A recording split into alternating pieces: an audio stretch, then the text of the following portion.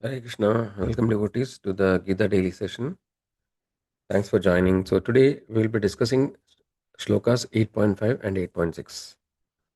So let's take the blessings of the Lord Jagannath Baldev Subhadra Maya Sudarshan Lakshmi Narsimhadaya Gaur Nitaya Panchatattva. Let's pray that by their blessings we can understand the transcendental topics of Bhagavad Gita. Let's recite the prayers. Om Ajnanatimirandasya Jnananjanashalakaya Chakshurunmilitam Yena Tasmai Shri Gurave Nama Nama Om Vishnupadaya Krishna Prishtaya Bhudale Srimade Bhakti Vedanta Swamin Itinamine Namaste Saraswati Deve Gauravani Pracharine Nirvishesha Shunyavadi Paschatya Deshatarine Jai Shri Krishna Chaitanya Prabhu Nityananda Shri Advaita Gadadhara Srivasadi Gaura Bhakta Vrinda Hare Krishna Krishna Krishna Hare Hare Hare Rama Rama Rama Hare Hare.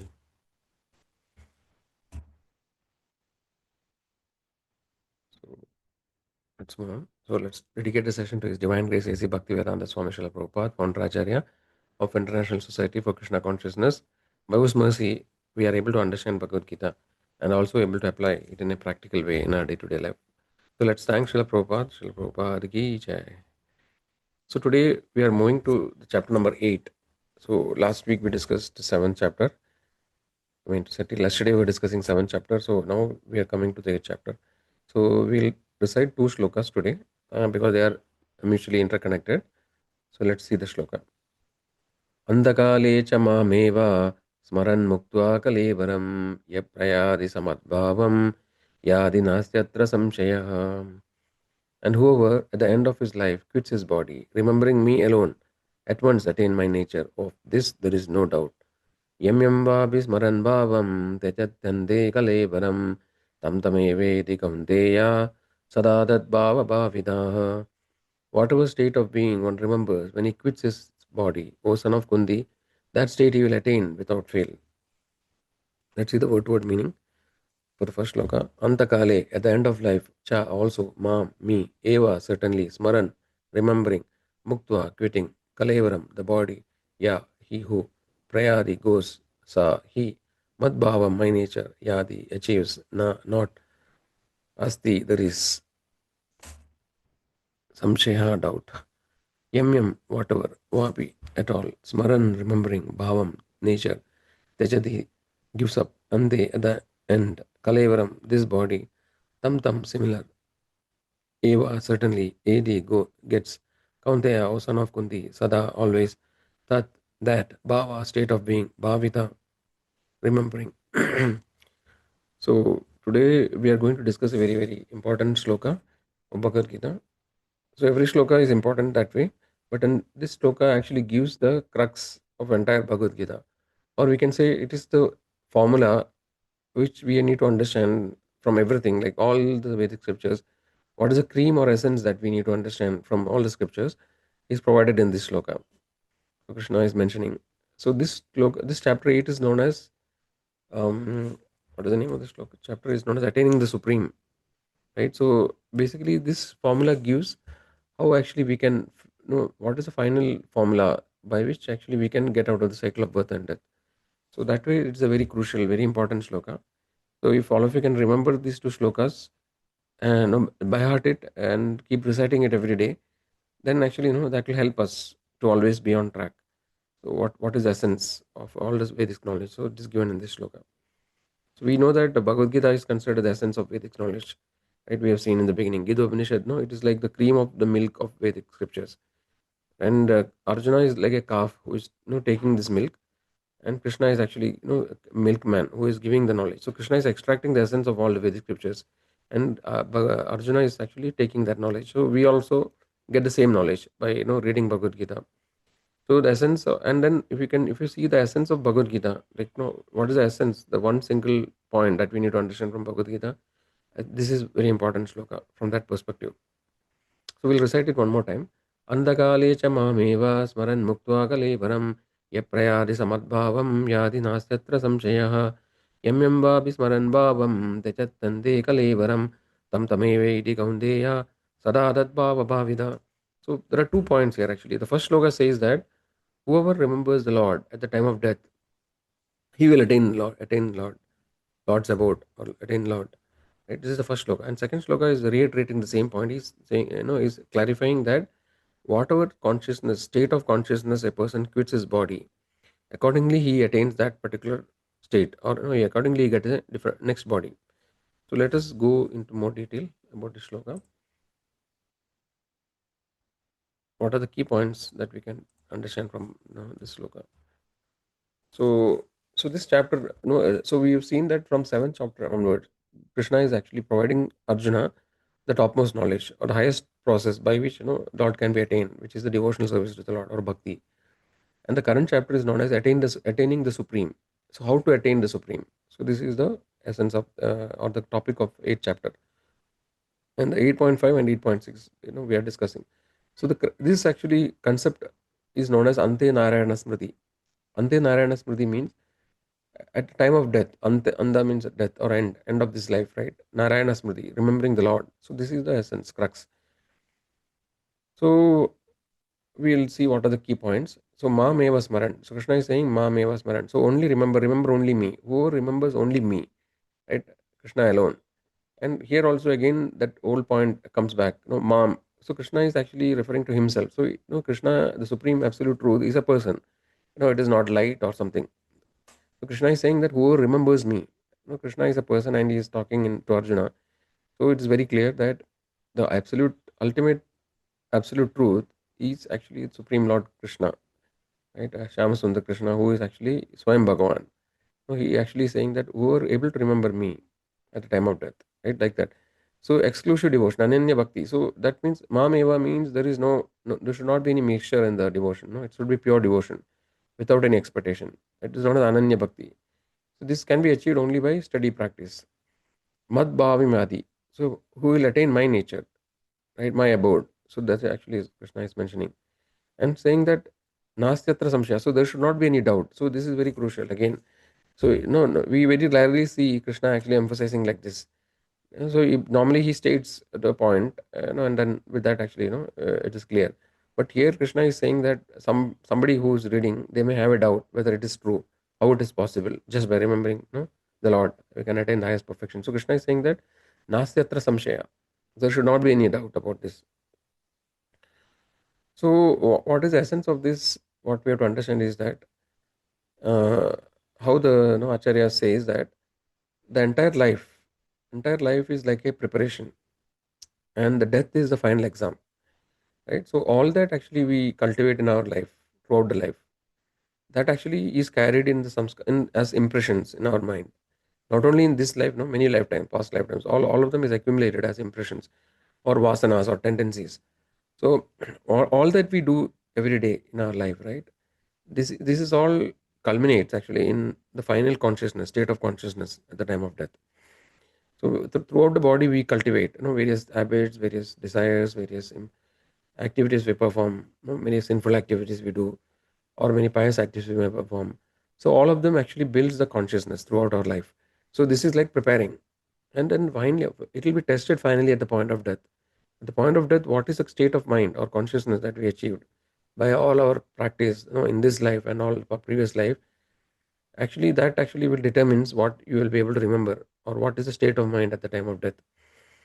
So that is why it is very important. No? So the entire idea of Krishna consciousness, we say that Krishna consciousness, no, International Society for Krishna Consciousness, or Prabhupada always emphasized to be Krishna conscious. So what is the idea? Why actually this point is emphasized? Because the final test actually is to be Krishna conscious. So unless and until we practice Krishna consciousness, so what does it mean? Krishna conscious means be conscious of Krishna, or always remember the Lord, right? In mind, always you remember the Lord. You never forget Lord. So no, says that scripture says, "Smartavyam saradam Vishnu, na smartavyam jaduchet." Basically, it says that the essential principle is that always remember Krishna, never forget Krishna, and this principle is subservient to all other principles. So there may be so many principles or no or tattvas in devotion or in the path of spirituality. There may be innumerable tattvas, but all tattvas are subservient to one tattva. What is that final tattva? Is always remember the Lord and never forget the Lord. So this is the essence or crux. right? And every all other rules and regulations are to finally achieve this particular state, that you are always able to remember the Lord or to become Krishna conscious. So that way, this is a very very crucial important point, that actually we are discussing today. And it is mentioned also in Bhagavad Gita. We have seen that how the subtle body, right, subtle body actually carries the impressions from one body to another. So so when we if we are attaining the perfection, or if by our practice of bhakti, right, by chanting always, so that is why the chanting of the holy name is very very important. Because when we chant the holy name constantly, then actually automatically the holy names will appear in our tongue at the time of death. Or no, we or our mind, actually the mind will be purified, and the mind will be able to will be automatically able to remember the Lord. Because if we practice remembrance throughout the life, and if we chant the holy name of the Lord throughout the life, then automatically at the time of death, we will be able to remember the Lord or chant the holy name. So the subtle body is carrying the impressions, right? So if you attain this state, then the subtle body doesn't have to carry the body to the next body, the soul to the next body, because already you attain perfection. But if you are imperfect, you are not able to achieve that state, then the subtle body, carries the impressions to the next body. So we have seen that in second chapter, no, how actually the real identity of the person is not the body, right? The body is just a temporary covering, and the soul is the real person. And the subtle body, the soul is covered by the first layer called subtle body, which is mind, intelligence, and ego. And the subtle body is further covered by the gross body, which is made of the five elements, Panchabhutas: earth, water, air, fire, ether. So what we see with our senses is the gross body, right? But then there is subtle body also. So this way, and based on the consciousness that the jiva acquires at the time of death, it will be decided what will happen. So the next sloka, Krishna says that यं यं वापि स्मरन् भावं त्यजत्यन्ते कलेवरं तं तमेवेदि कौन्तेय सदा तद्भावभाविता. So whatever state, so if you are able to remember Krishna, then actually you will attain Krishna. But then what if you are not able to remember Krishna? Let's say you are remembering something else, like let's say you remember your spouse, or let's say you remember your no some no, your children, your son or daughter. So then actually what will happen, that will result in another birth, because you are remembering a person, right? So you are attached to the person. So whatever attachment that we cultivate, so that is why we have to be very careful and watch out for what actually attachments we are developing in our life, right? So if you become too much attached to something, right, no, any particular, let's say somebody is attached to his wealth, then actually he'll again have to take birth, to fulfill that attachment. Or if you remember, if you are attached to your children, right, again, then actually you will again have to take birth. So so that's why we have to be very careful. What are the attachments? We have to watch out. What are my attachments now, right? So we should, unless and until we attach to something higher, we have seen that param drishtva nivartate, right? Unless we are attached to something higher, we cannot give up the lower attachments. So when we develop attachment to the Supreme Lord Krishna, then all our other attachments will slowly wane away. It slowly diminishes. So artificially it's very difficult to give up attachments. So we have to slowly increase our attachment to the Lord by the process of bhakti. Then slowly, automatically, our other attachments will reduce. So this is important to understand, right? So that is the practice. So we don't have to manufacture anything new, right? Our acharyas have already given the process, how to execute bhakti. What are the different ways or different angas of bhakti? We have seen that, like Shravanam, Kirtanam, Vishnu Smaranam, like that. No, there are different angas of bhakti, right? And then there is a ABCD, association of devotees, reading scriptures, chanting the holy names, following a Krishna conscious diet like a sattvic diet, or eating only prasadam. So all this, when we follow these principles, right, and then there are do's and don'ts, right? Like the four regulatory principles: no meat eating, no illicit sex, no gambling, no intoxication. So when we follow all these injunctions, follow the acharyas, then automatically, we will develop this Krishna consciousness, or the bhakti, pure devotion to the Lord slowly, right? So we have to just follow, have faith, and follow it. So in Srimad Bhagavatam, there is a sloka, second canto, first chapter, sixth verse. It says, Edavan Sankhya Yoga Bhyam Sudharma Pranishthataya Janma Labha Para Pumsan Ande Narayana Smriti. So Sukadeva Goswami is saying the essence that the highest perfection of human life, achieved either by complete knowledge of matter and spirit, by practice of mystic powers, or by perfect discharge of occupational duty, is to remember the personality of God at the end of life. So all other processes we have doing, the different processes, so-called processes like jnana, karma, right, or yoga, or no executing varnashrama dharma. So all of them are mentioned in Vedic scriptures.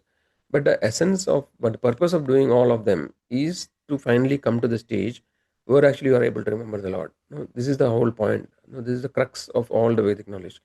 Is that to develop the consciousness in such a way that at the end of the life we are able to remember the Lord.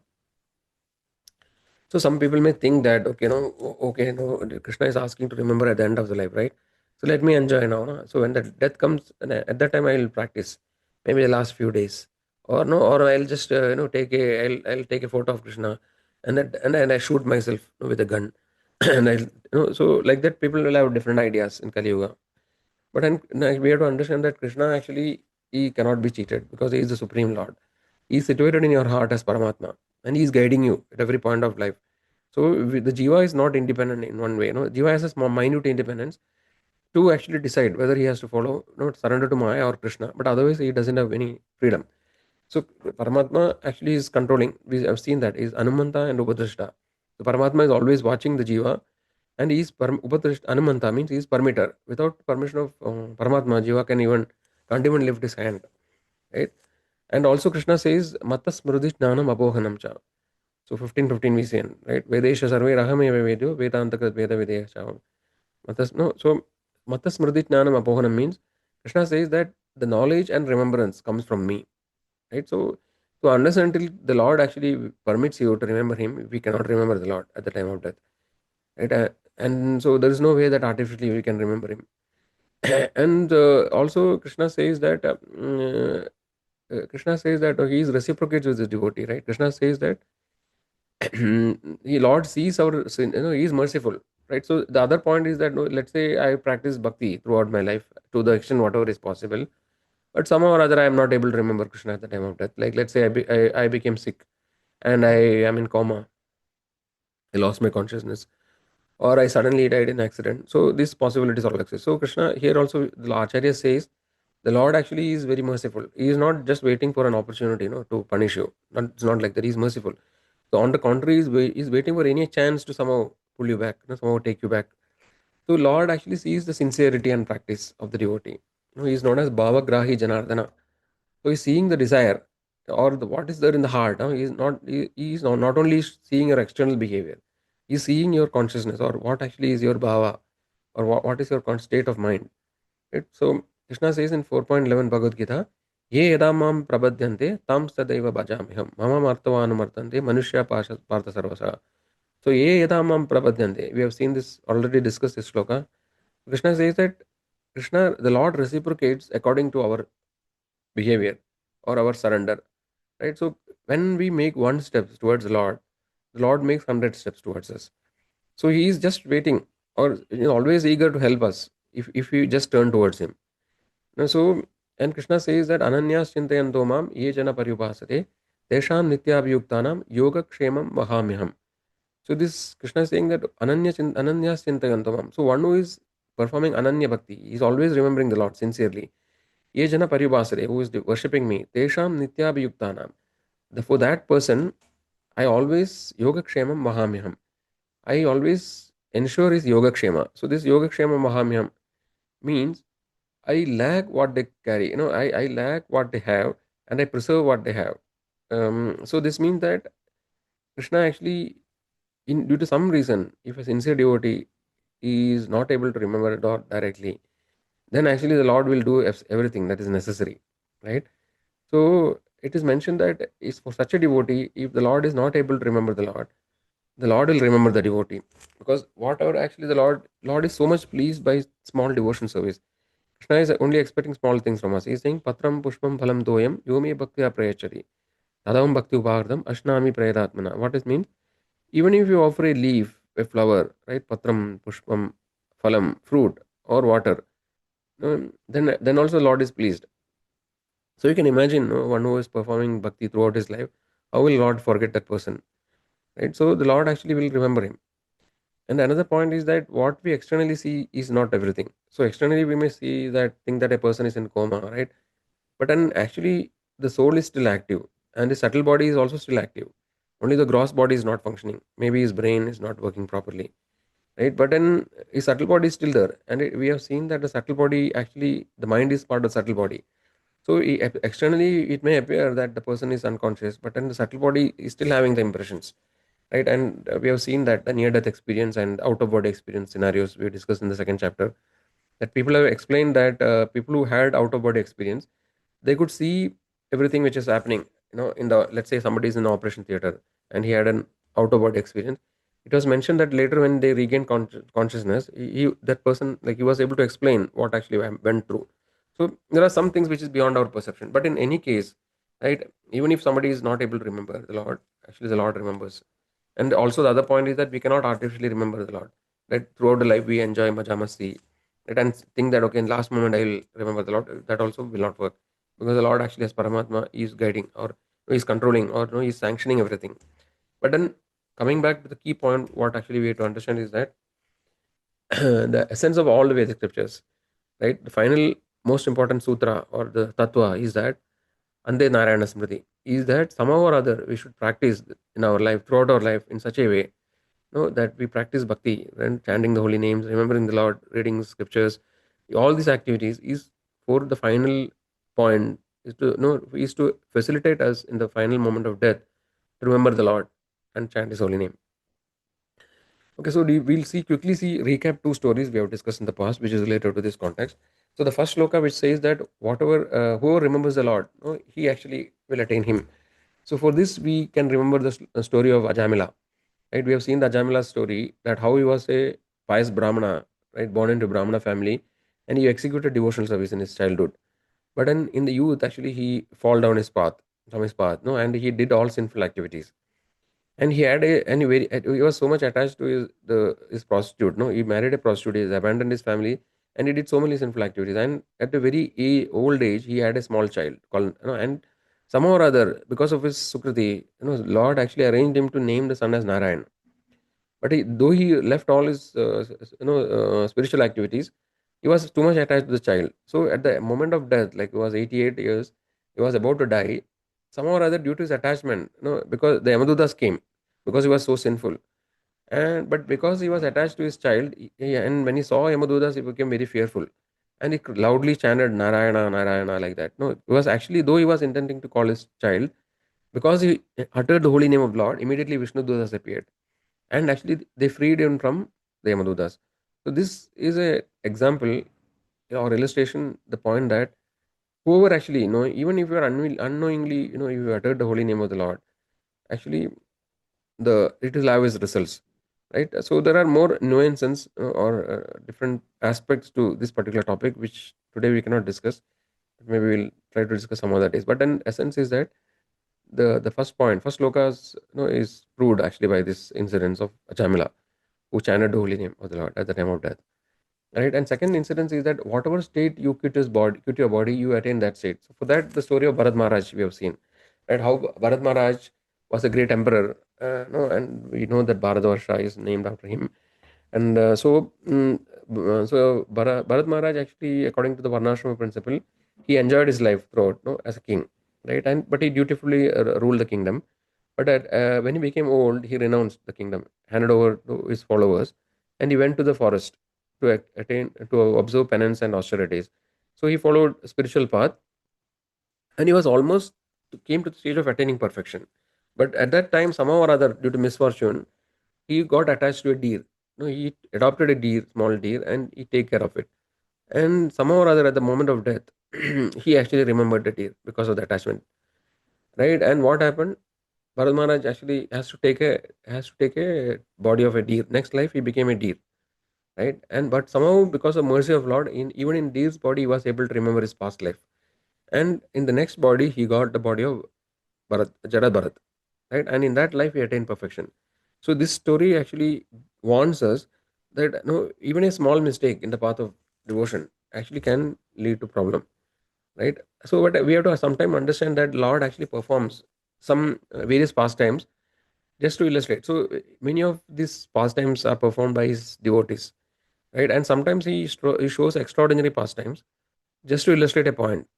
No, so sometimes it may appear to us that it is contrary. We saw that, no, by mistake, how it is possible. Lord is merciful, but then some of these stories are exceptions, just to show a certain point. So this Bharat Maharaj story is an exceptional story just to make us cautious that we could not be lax or we should not be careless in the execution of devotion. But in general principle is that Lord is very merciful, and if you have executed bhakti throughout your life, right, the Lord actually will always remember that, and no, and actually you will be delivered. So this way we need. That's why it is important to have.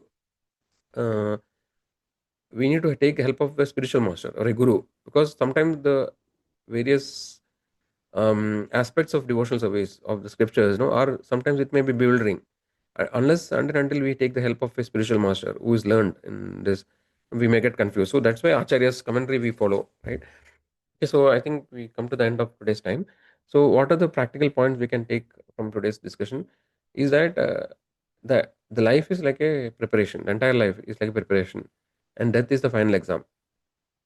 So we cannot artificially remember the Lord. So we have to practice bhakti on a day-to-day basis.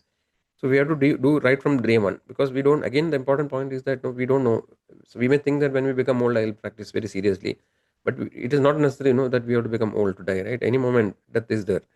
Every moment people are dying. So we don't know what is in store for us.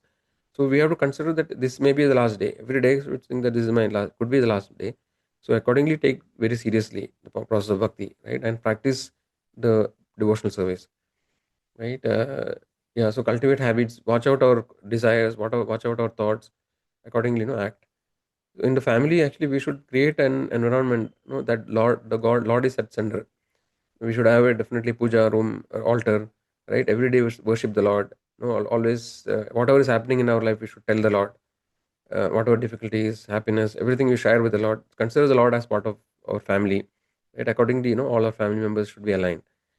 In our work life also, because most of our time, whoever is working, a majority of our day-to-day time, we spend in the office, or we spend in the work. So we cannot afford to forget the Lord, right, throughout the day. So we should actually create some mechanisms or ways by which we can remember the Lord even at our work, right? For example, if you're working in laptop, we can have the uh, screen, like screensaver, or or the desktop picture as the Lord's picture. Whenever we get some time, try to remember the Lord or read some small shlokas. So like that, actually, we should always remain connected to the Lord, right? So that actually, our consciousness becomes purified according to that. So I think that we come to the end of today's time. So if anybody wants to leave at this point, they can leave. If there are any questions, devotees can unmute and ask, or they can put it in the chat. So in case if some of you have missed some previous session, we have the recordings, so you can go through that. Uh, yeah, Hare Krishna. Anybody has any questions?